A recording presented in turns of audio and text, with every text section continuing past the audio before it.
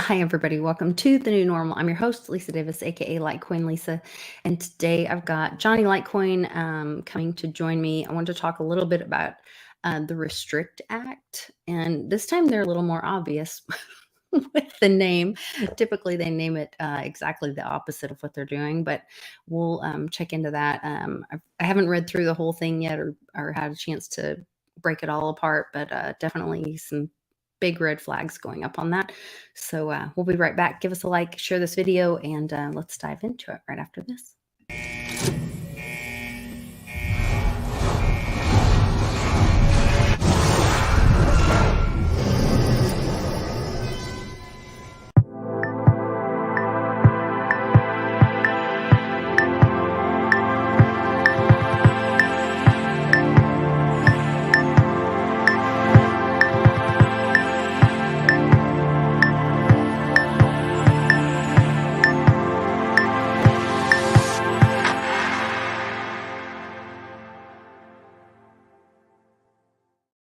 Hey, Johnny, welcome back. We missed you last week.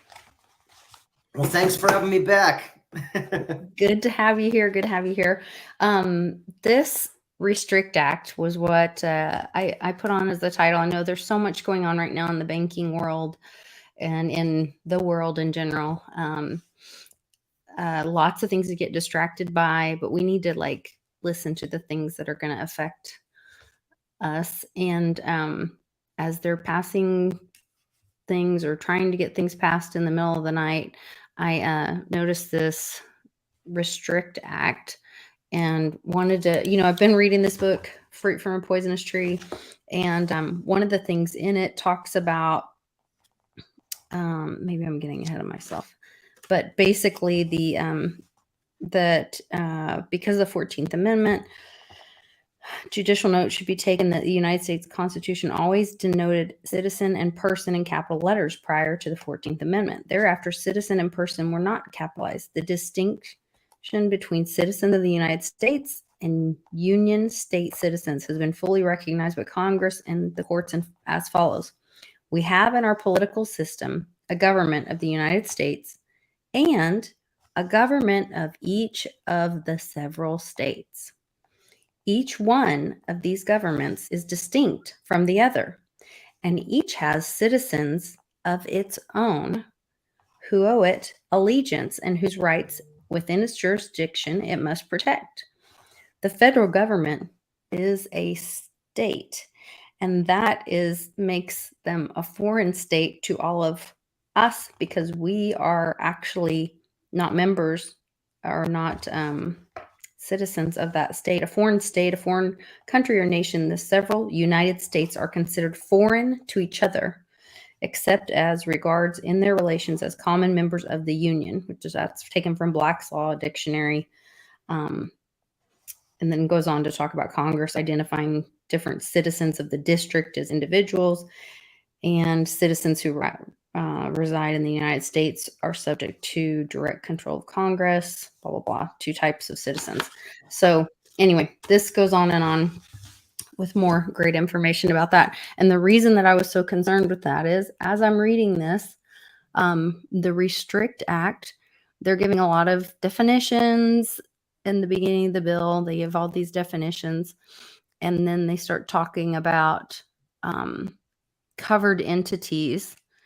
And the entities described in the subparagraph are a foreign adversary, an entity to the jurisdiction of or organized under the laws of a foreign adversary, or an entity owned, directed, or controlled by a person described in subparagraph A or B. And we already know that, many Americans have been described as domestic terrorists themselves. So if you have those 2 things brought together, this is really concerning. But basically, let's see, they're talking about, there's some more definitions.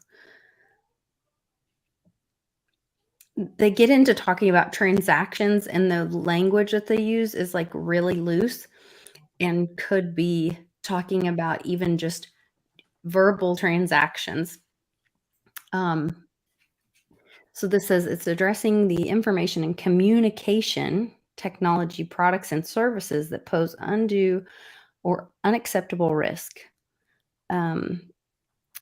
So they talk about if Of it's course, it's loose, so that way they yeah.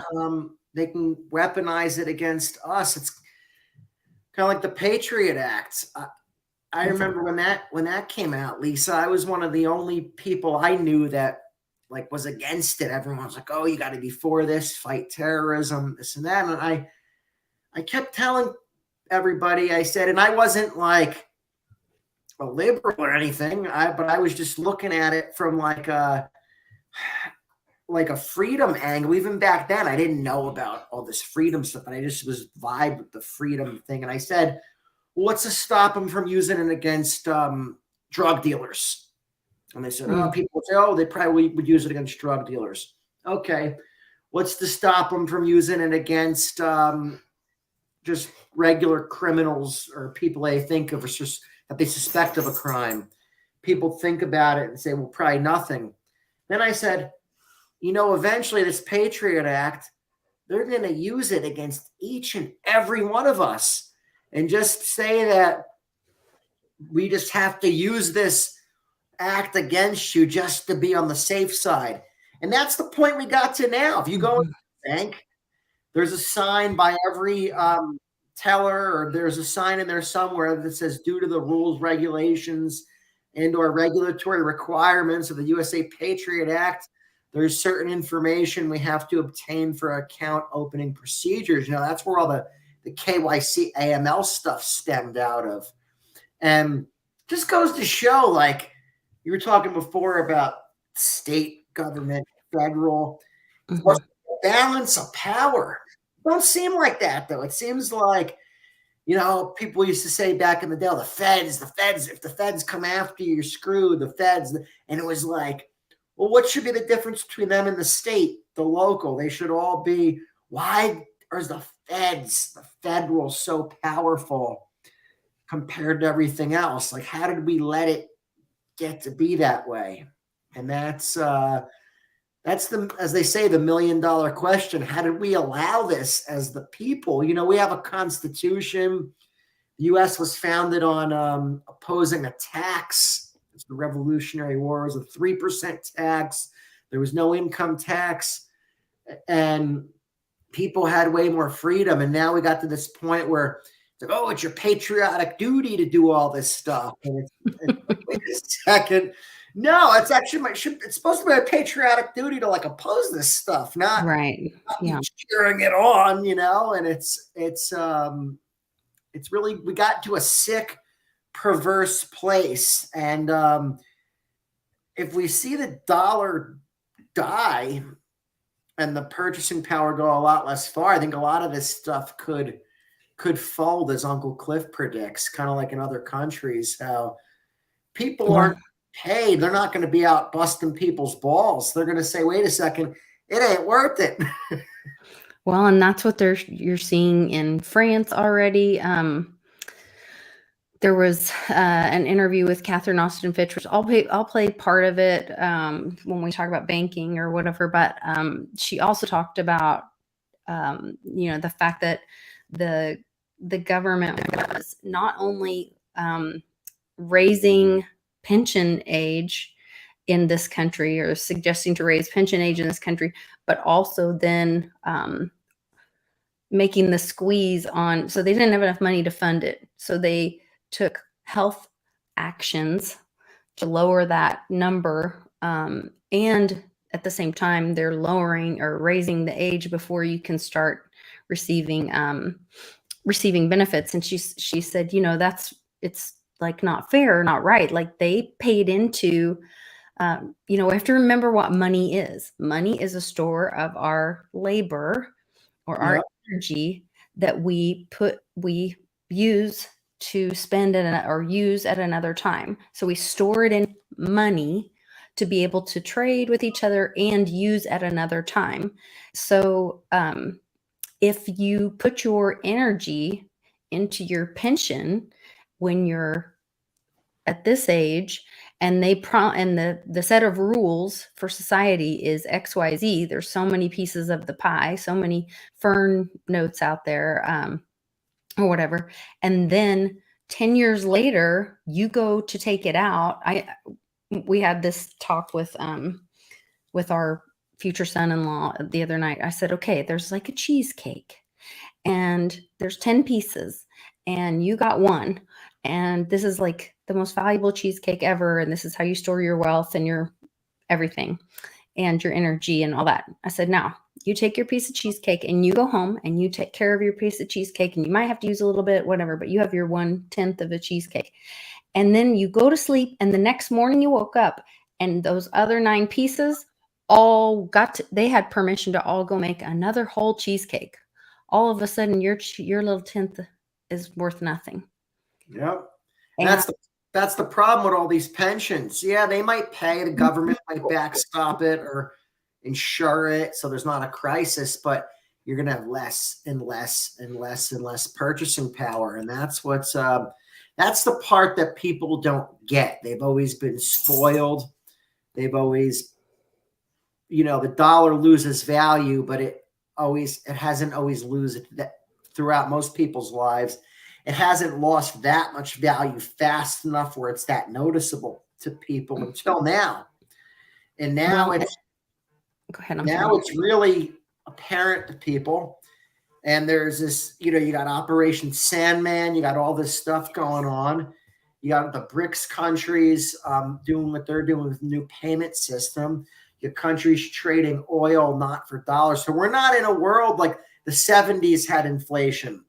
We're not in that world anymore. People back then still assumed, hey, the U.S., they're still going back to where their currency is going to be backed by gold again. That's just a temporary closing, Nixon said, right? Mm-hmm. And now we're 50 plus years past that. We know that's a pipe dream. There's so much debt. We're the most indebted country in the world. And the jig is up now. So now is when, unfortunately, now's when things are getting, it's not when they get bad. Things are already getting bad. Look at the prices when you go to the grocery store, when you buy things that you need. One thing I love that Catherine Austin Fitz says, she describes it, she has a great term. We're going into a digital concentration camp. Yes, I heard her say that. And that's what this Fed coin or the CBDC, that's what this new system's going to be, a digital concentration camp. And it's backed up by this Restrict Act. I mean, they're saying wireless local area networks, mobile networks, satellite payloads, satellite operations and control, cable access, wireline, core networking systems, long, short, backhaul networks, or edge computing platforms. I mean, this is definitely putting us into a digital concentration camp. And when less than 10% of the current currency is in physical form or something like that. I don't know if I'm not sure of the exact amount. It's some small amount. Digital. Most of it's digital. $100 bills that are overseas. They're not even in the USA. They're in foreign possession. And, it's good to have some cash, some Fed notes for if shit does hit the fan, because that'll be usable for a little bit of time, but that's going to lose a lot of value too. Mm-hmm. So it's outside of where cash might have value for a few weeks to a month if there's a real crisis. It's not like you're not preserving your purchasing power with cash. It's going to be useful in a crisis immediately. Well, and people think that the FDIC is going to back them, but then this video I'll just play a quick clip, but it's Senator Lankford from Oklahoma asking Janet Yellen about choosing winners and losers. And I had said this early on when this happened in SVB, and then all the talking heads were saying, oh, go to JP Morgan, like they're so obvious in their motive. Then come to find out SVB wasn't even insolvent when they forced and took them over. But they are trying to consolidate everyone into. Anyway, let me play this, and then we can talk about some solutions, some way people can take some power back and get things going. It's part of what you're talking about now. Let's take a look at this. Will the deposits in every community bank in Oklahoma, regardless of their size, be fully insured now? Are they fully recovered?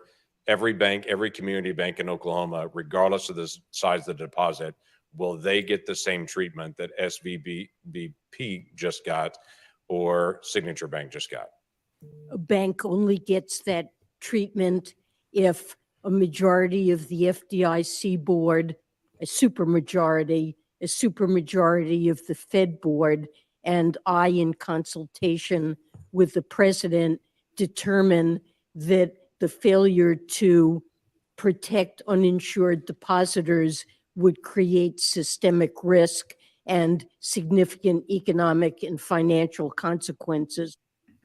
I mean, this is what you're saying, right? A lot of That's pretty blatant. Like, no, we're going to choose which banks. And actually, this happened with the bank failure back.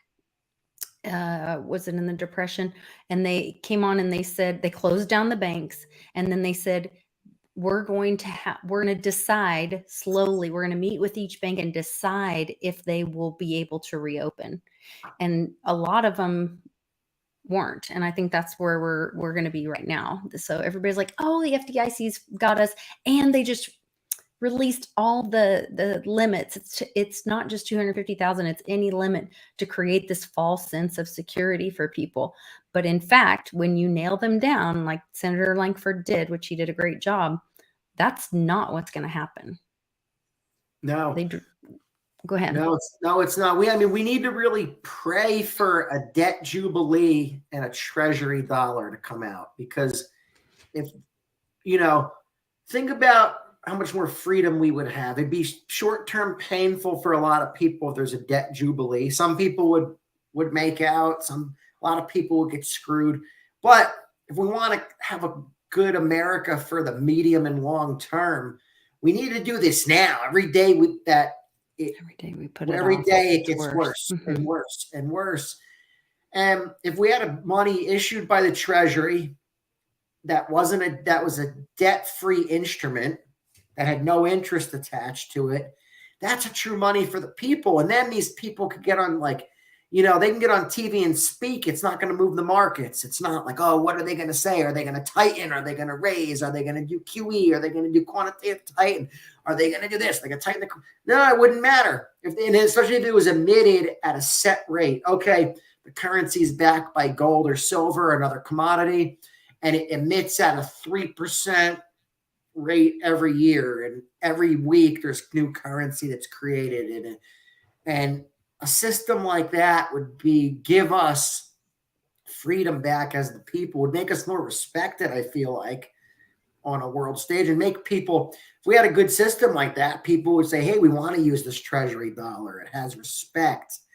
It's stable. We understand it. It's not going to be manipulated against us. So it's, what happens if, what happens to a lot of these banks if, I guess I'm not an expert on U.S. treasuries and everything, but if these 100+ countries all sell U.S. treasuries at the same time, wouldn't that all comes home to roost? The yields on them really rise? I know it has some effect where eventually the yields, if you're selling treasuries, the interest on them is going to rise and go up and up and up and up and up. That's really bad for the banks. That would sink more banks. How many banks would that sink at once? And then how much currency would they have to create to get us out of that crisis? And there's a girl I follow on Twitter. She's an attorney, really smart. I don't see her on my post right now, but do some videos. I think I follow her too. Blonde girl. Oh, yes. Yeah. Super intelligent, and she's really following a lot of this. Let me see if I can find it in replies. Maybe it's in replies. but she was talking about, what happens when we're no longer the world reserve currency and no one's using the dollars. Like you're saying, all those treasury dollars, they were buying those because they were valuable because people were trading in, in those, and that they were backed by, our military, which is struggling. There was some reports today I won't get into, but you guys can check that out. Sasha Hodder. Yeah. That's her name. Yeah, she Potter says Law Firm or something like that. Yeah, she says, let me see if I can get this tab to share. She says, what if, or where does this say it? If the US dollar is dethroned and the world reserve currency, simple laws of supply and demand mean that it will lose value and we will pay more for all imports. I said, forget the imports. They don't want our dirty fiat. Time for America to start building again. Because all those dollars are going to come home and we're going to wake up and there's going to be more cheesecake around everywhere. Like Sure. those little dollars we have, even if you have, is just, and it's going to make the rate on like the US 10-year and all that in the bond market. It's going to make those rates go up because a lot of those countries hold. Which then that'll affect pensions and things like that, right? Sure, a lot of those things are based on that. Yeah, and then it just, I guess it just creates a lot of pressure on the banks that bought bonds at the lower rates, and now if they come to maturity and they have to buy them at these much higher and higher it goes, the worse it is for them. And then obviously that means people are selling the bonds if the yields on them are going up. Mm-hmm. And then this will all tie into, especially if they stop trading in dollar and requiring it for oil like they're already doing. That's going to make the dollar on like what they call the Dixie and like Forex trading, like the US dollar index. That's going to make that number drop a lot. And that's its relative strength to other fiat currencies. And yeah, she's right. That's going to make all imports cost a lot more. And if they try to collapse the dollar, stuff could cost twice as much in a matter of a couple months. Or days, weeks. I mean, it won't take long. With the broken supply chain already, and then a failing dollar, and possible World War III, like this crisis that's going on. It could go saying months in a best case scenario. Yeah, it could be days. Because here's what could happen. If there's a credit freeze behind the scenes and your bank card doesn't work, your ATM doesn't work, if none of that works, the stores are going to sell what they have to sell, and they're going to accept Fed notes. That's why I said the Fed notes will be valuable in the short term. But what they're going to say is, we're going to be able to get a purchase order. Like, how are we going to send the money? We're on, everybody's cut off. So now they're going to say, well, shit, I had these at $10 a pop. I'm selling them for 30. I better make my money on them. If you don't want them, I won't sell them to you. Someone else is going to come in the door behind you. So it could make the prices rise rapidly if there's a credit freeze or credit which crisis. Could also cause panic and cause people to go run and empty the shelves like they do when there's, like here, it's when tornadoes are coming or we have ice storms. That could be the perfect storm, because that'll cause more pressure on the supply chain. And if there was a bank holiday, bank crisis, credit freeze type of thing, that could be that could cause the system to definitely lock up. And then what do they open back up with? Do they open back up with, hey, here's our rescue plan of the CBDC or this new currency or this? They're not going to really phrase it. They have a plan though, right? I mean, that ISO 20 or 222. It all ties in with this Fed now. So what they're going to do, they're not going to be like, you're using a new currency. They're still going to call it dollar of some degree. And how this is going to work, if you already look at some banking apps, it says in their digital wallet. So they already have it built in. And now they just say, well, you have a Visa card attached to that digital wallet. You just still spend wherever Visa is accepted, right?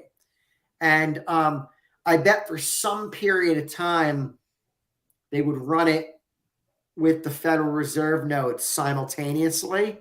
Parallel to that. Parallel where, oh, you could still get some cash out and then phase that out as they see. Or you fit. could swap your cash for Fed Now. Sure, swap your, coins. that's another plan they'll do. Swap your Mhm. cash for this new currency, into this app, and we'll give you a couple % bonus, and then you're not going to realize what you're signing your life with. That sounds great. Let me sign up for that. And then it's programmed. So they'll do it slowly, and then where they'll probably get us together, because some people will be suspicious of this. There's a lot of people who want to use cash. They'll do it slowly, and then they'll manufacture a crisis Mm-hmm. and say, well, there's maybe like one of those like a false flag event that I've talked about, like a certain thing hitting a place. Mm-hmm. And I don't want to get too in detail, so we get Or an flagged. EMP or a whatever that knocks out whatever, and then they're going to make everyone whole Nuke. with this. I think they're going to use these low-range tactical nukes on us and have them as a false flag event. Then they could be like, look, we're in nuclear war right now. And then they're going to scare the hell out of everybody, Yeah. restrict your movements. And now you have to agree to these stricter measures, and it's for your safety. And just like the Patriot Act, people will roll over and say, wasn't this a great idea? It's our patriotic duty. We have to do it. Mm-hmm. And people, they have so many like scenarios, like war games scenarios that they play out. They know exactly how people will react. It's not hard. You take a sample size of 500 people, and you say, okay, how did these people react in these situations? And then you just multiply that. Yeah, they've done. And then okay, 4% or 3% might resist. 60% are just going to go right along with it, and they're going to shame everybody else. 20% of people will be leery, but they're going to go along with it too. They know they could just project the exact how people are going to react. They've done tests on this actual thing. I think Sean told me about this in Philadelphia. They like shut down. So the WIC program or welfare system is run on like Visa, MasterCard cards. And what they did for a test is they shut it down and just told people, oh, well, it's going to be, or it's working, we'll have it working in a few days. And they waited to watch and see how people would behave. And it took like 2 weeks, about 15 days for them to riot or get, for there to be a problem where it was enough of an issue. So they know that if they shut our system down, they've got about 2 weeks before the people really go, which is about a pay period. You know what I mean? Where people really are like, that's enough. I don't have enough supplies in my home. I need to take care of my family. I need some answers. I was just they can manipulate us for like, that's what I said too, even looking at it from a payments angle. That's why the Visa system might work a little longer than the banks per se, because they could say, well, gee, we got to make the Visa system still work so people aren't freaking out. And that way, so that way they go spend wherever they spend, but then the money won't flow through to the merchant. And that's an easy one to, now you're the business. Day one, day two, they call someone like me and say, hey, I didn't get my money from this machine. And then we go to and then we're like, okay, here's why you didn't get it. We give them the excuse that we're given. Okay. And then they're like, I better have my money tomorrow, right? Tomorrow comes. Now they're threatening you, as the merchant's threatening you. They're mad, right? A couple days without their money. But where do they do? Because now they're into you for a few days. They need that money. It's not like they could be like, screw you. They've had additional sales that they're hoping. Sales, so it's mounting up. And they get up. That's how they kind of rope them in. Get in a little more deep, in a little more deep, in a little more deep. And then the business doesn't want to freak out its customers because, like, we have to keep selling. So they probably got as far as the Visa system goes, after the banks go down, if they could keep that running, I'd say like a week and a half. You got like a week and a half, and then jig is up. Because if they don't get their money for a week and a half, most small businesses close because they don't have money for long at all. If you don't give them their money for a week and a half, they can't now. And it's not like a scenario. That might be a scenario they want because it's not like a scenario where it didn't work. Then they're getting all Fed notes and they charged more because they realized something was up. Now they're sitting there in a decent position. They might say, well, gee, now I have 30,000 cash. This gives me some type of buying power and freedom, where if they just trap them in the Visa system, they might say, well, we barely get any cash. We barely have any of these Fed notes. And we've been using it because we thought we were going to get our money from you guys. So I could see them doing that to keep that system up and running. And then as the card holder, if you can't get money out of your bank, if there's a banking holiday, but they tell you, hey, your Visa card still works, or that money that's in your checking account, you could still spend with it. It's just that there's an issue with the banks right now. You can't go get cash out. It'll settle out in a few days. So you're going to say, well, I can still go spend with my Visa card. You're going to demand to spend. The merchant's going to be in a weird place because they don't get the money anyways for a few days. And then once that starts, they're already into that whole process.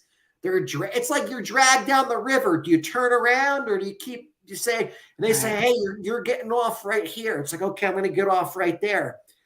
That turn comes and it's like, oh, it's the next turn. They got you more deep. So I could definitely see that playing out that way of just luring people in.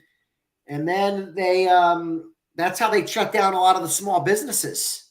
They could shut down almost every small business by doing that. And then say, don't worry, Costco and Amazon and these guys are here to save you. And then they'll hook them up somehow, some way, because they'll be in with this new system. And then they'll just say, well, little businesses, sorry, they're kind of shit out of luck kind of thing. And they could literally wipe out 90% of the small businesses by doing that. Yeah, and that's not that far-fetched either. I mean, if I just came up with how that would work, imagine what they're working on with scenarios, and they know, I could see that working. I just laid it out for you guys of how it would work. Technically, I would work behind the scenes, human behavior-wise, logistic-wise. So that's definitely an option that would be on the table. That plays out pretty straight. I mean, I was thinking the other way, but they do have that middle. That would also keep the panic down with the people and give them more time. Yep. Yeah. Keep the panic down. If they have people panicking, they need to keep everyone calm so they could. They need them to keep doing that. Yeah, just use your Visa card. There's just an issue right now with the banks. Just using that Visa card. And then everyone has well, how do I get the money in my checking account? Well, it's attached to that Visa card. So you can still go spend wherever. And then if you're a business that relies on money being transferred to you, most of the time people are just transferring money maybe for their mortgage or something bigger. So if you tell them, well, you have time now to pay your mortgage, people are happy. Like, I don't have to pay my mortgage this month or next month. They said I could spend whatever I want on Visa. They have the public pacified. Yeah, they're going to delay taxes this year. They delay taxes. Didn't they do that last year? They delayed everybody till They October. did that in 2020 and I think 2021, and that was a way kind of with the COVID to get people, just hey, you're going to get a check from the government. You don't have to pay your taxes right now. You can stay home, watch TikTok. Everyone on there is drinking wine and they're showing you these stupid videos. Yeah. That's really when TikTok took off, was during COVID. Yeah.